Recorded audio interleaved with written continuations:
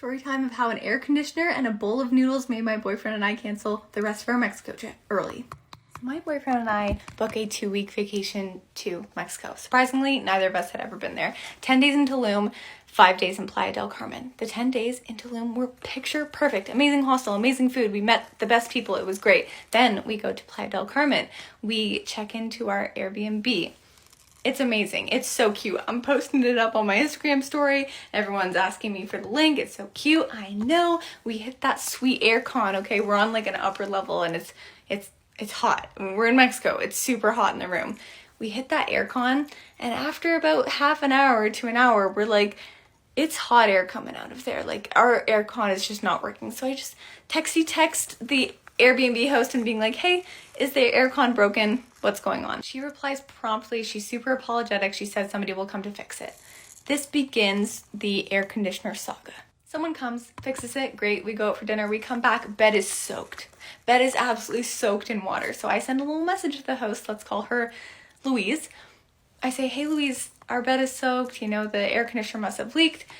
And she's very apologetic again. Sends over the maid and someone to fix the aircon again. I see the guy, like, she's changing the bed and the guy's up there and he like cuts a tube and then he like sticks it back in the wall and gives me a thumbs up. I'm like, give him a thumbs up and then he leaves. This happens 5 or 6 times. We get it fixed, go out, come back, bed soaked. We get it fixed, go out, come back, room is blaring hot even though the air conditioning's on, okay? So it's broken. We finally seem to get it fixed. The room is cold, it's great. We go out for dinner. We have this amazing plan. We're gonna go to dinner at the same place that we went for lunch. It was amazing. And then we're gonna go dancing. We're gonna go out on the town. First time in 2 years that we can do this. This is where the night starts to go horribly wrong. We eat a beautiful meal and as we're leaving the restaurant, I'm extremely bloated as usual, but this is no usual bloat, okay? We're usually talking like 3 to 4 months pregnant. Right now we're sitting at a good 6 to 7 months pregnant look.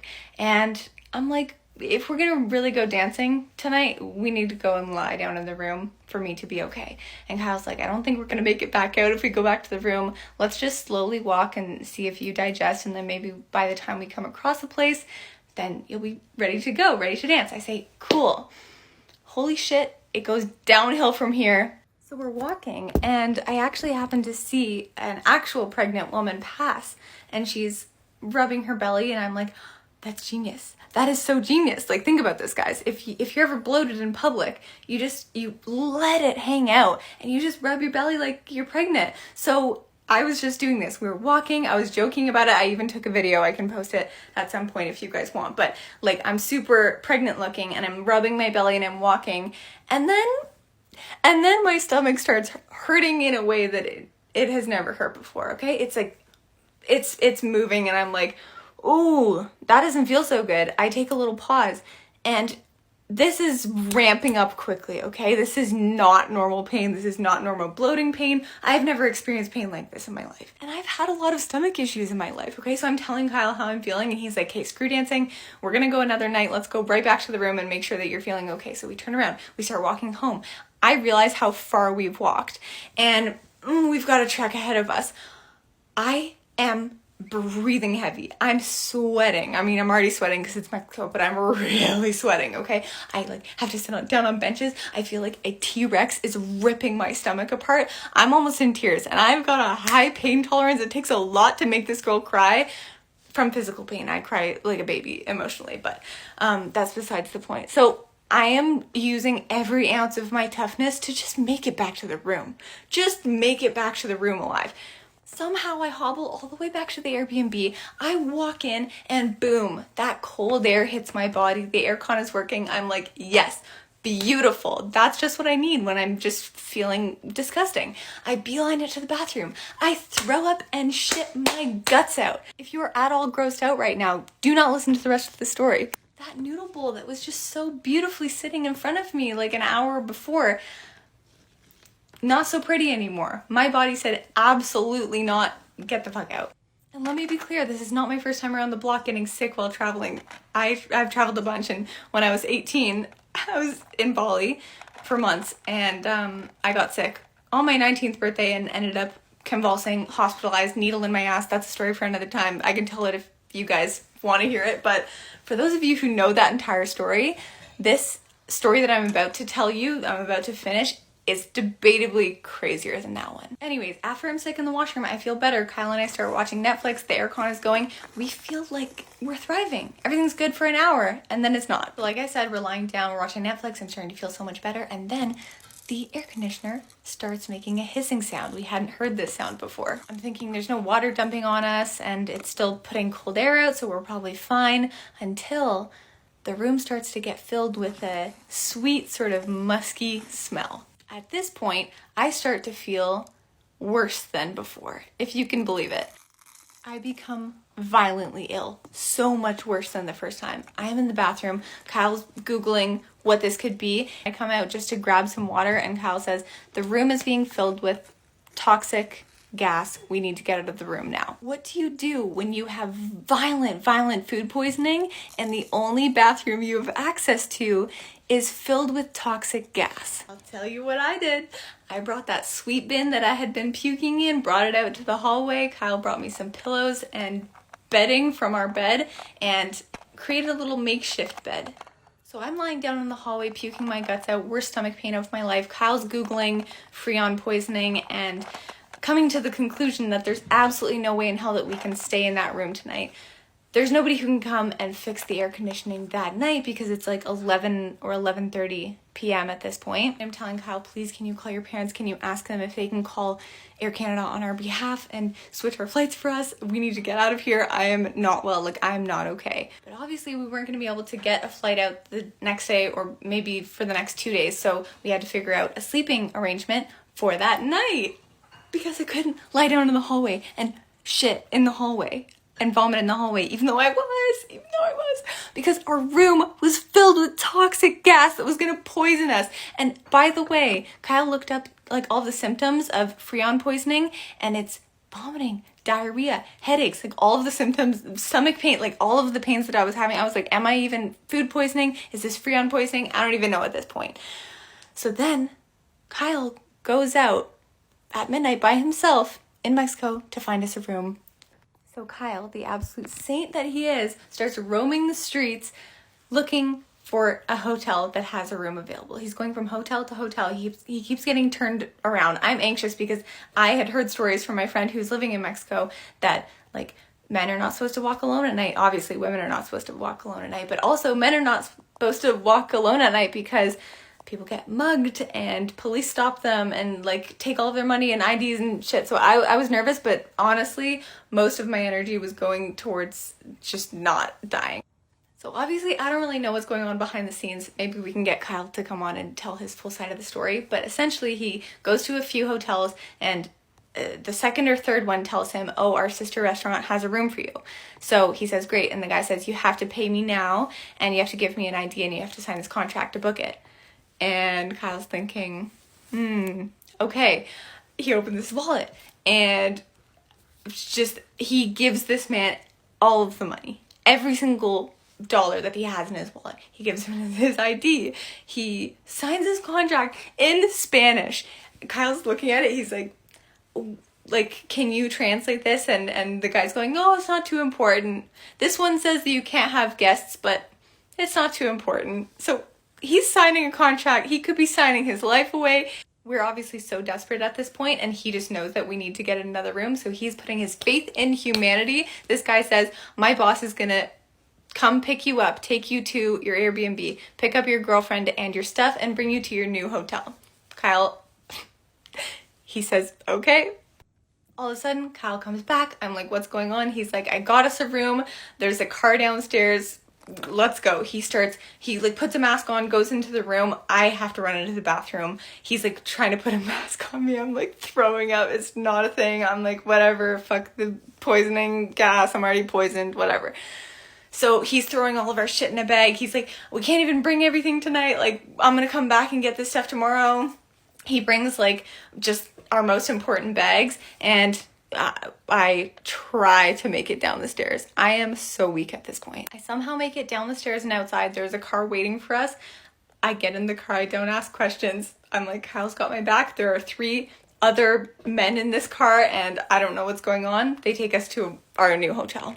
It is taking everything in me to not puke and shit in this car. But we pull up to the hotel, we get in, then we get into the elevator to go to our room. So it's the middle of the night, we've just gotten to our new hotel and we get in the elevator with this bellhop boy who's helping us with our bags. This elevator is tiny. The three of us plus our bags can barely fit. We are squashed in there.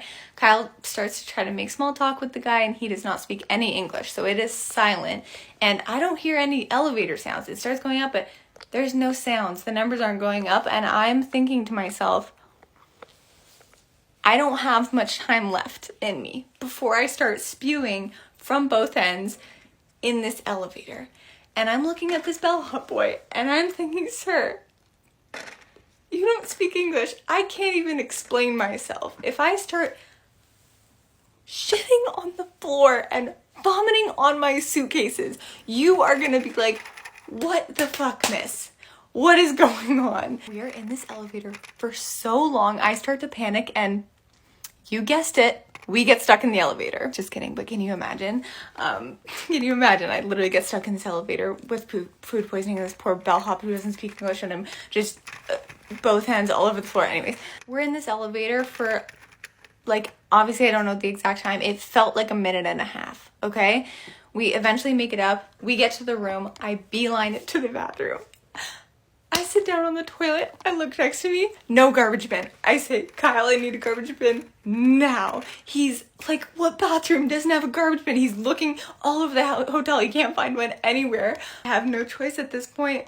There's a nice white little towel, you know, the ones that you use to step out of the shower. And I say, sorry, and I start puking on the floor. I'm puking on the floor. This is a low moment. Kyle,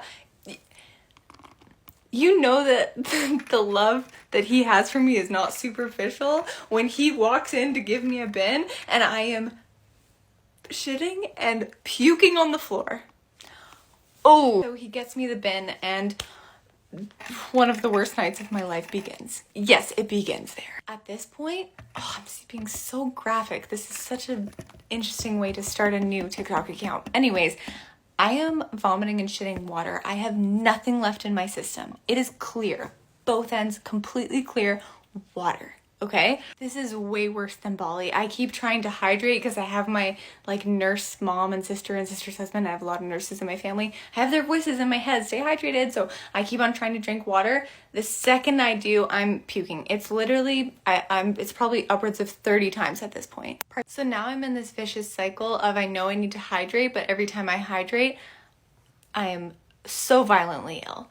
And it's really just getting tiring at this point. My body is, it feels like it's failing me. I'm so weak. I can feel myself wasting away. It's like clockwork. Every 20 minutes, I am in the bathroom and it is not just, it's not just shitting or vomiting. It's both every single time. Can you imagine doing that every 20 minutes all night? Like, I have never in my life experienced anything like this. On top of that, Kyle realizes, shit, I left the rest of the water in our Airbnb. So, in the middle of the night, it is like, I don't know, 2 a.m., 3 a.m. at this point. He walks by himself back to the Airbnb to get the rest of our stuff, water, and all of that. I'm just saying a prayer for both of us at this point.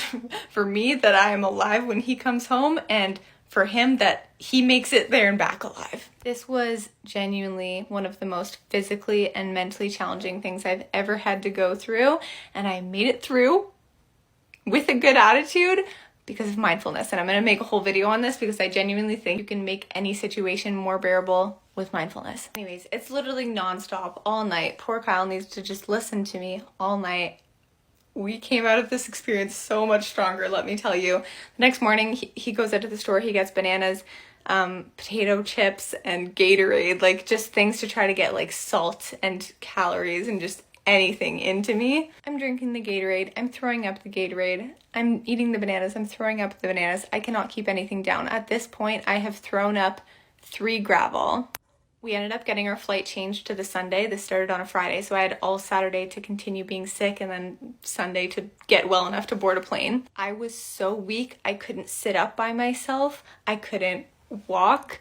I was losing feeling in my fingers and then my hands and then my forearms, like completely numb. Like when you sleep on your arm weird and you lose feeling in your hand, it was like that, like all the way up. It was scary. I was delirious. I was moaning in my sleep, Kyle said. My sleep, like my 5 minutes of sleep between every bathroom trip. It was brutal. And then our whole adventure home is like a whole other story, but that is the story of how an air conditioner and a bowl of noodles ended our Mexico trip early. I just found out that my best friend who is 21 has been sleeping with my dad who is 45 for years, and now my mom and siblings hate me because they think I destroyed our family. It all started when I discovered that my dad had a lot of sketches of my best friend naked. He also had a lot of photos of her. I confronted him and he just told me that he was in love with her but that nothing had ever happened between them. I talked to my friend and she swore to me that she only loved him as a father and that she would never think of him as a man to flirt with, and I believed her because I thought she was in a relationship. I mean, she used to have a boyfriend and then he moved to another country to study, so they had a long-distance relationship, but apparently they broke up a few months after he moved. But she made me believe that they were still together and that they were going to get married when he came back. But I found out that it was all a lie.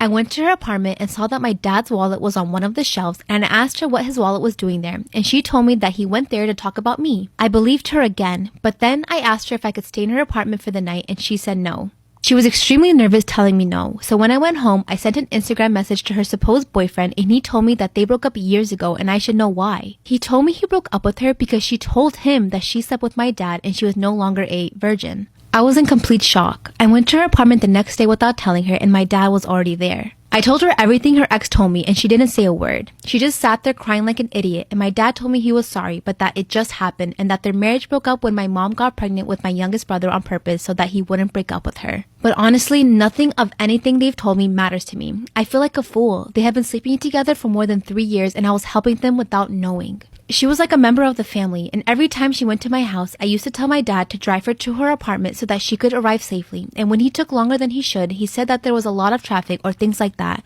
And now that I know what they have been doing has made me sick. I feel like everything is my fault. And my whole family thinks it is. My mom doesn't talk to me because she thinks all of this happened because I became friends with her and I should have realized what was happening. She blames me and I don't feel comfortable at home anymore, and my siblings who are 10 and 8 also hate me because they think I made this mess. And no matter what I say, they think it's all my fault. What should I do, or what should I say? I'm lost. I don't know what else to say for them to forgive me.